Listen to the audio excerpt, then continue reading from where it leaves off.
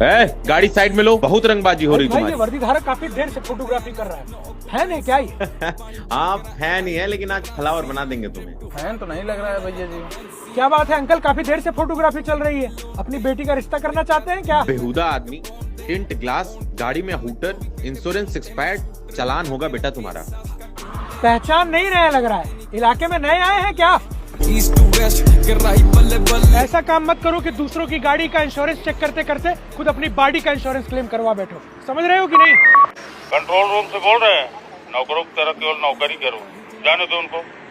Sorry sir, गलती हो गई, सॉरी सर। अपनी ड्यूटी कर रहे हो इसलिए इस बार छोड़ रहे हैं। रकम लिफाफा सर मेरी नौकरी चली जाएगी, please sir, sorry sir, sorry. Tension मतलब पैसा नहीं, एडवाइस समझाओ। इसमें पैसा नहीं, भैया जी का फोटो और बायोडाटा है। कोई सुशील लड़की होगी आपकी नज़र में तो दिखा दीजिएगा उसको, क्योंकि बाजा इसी साल बजना है।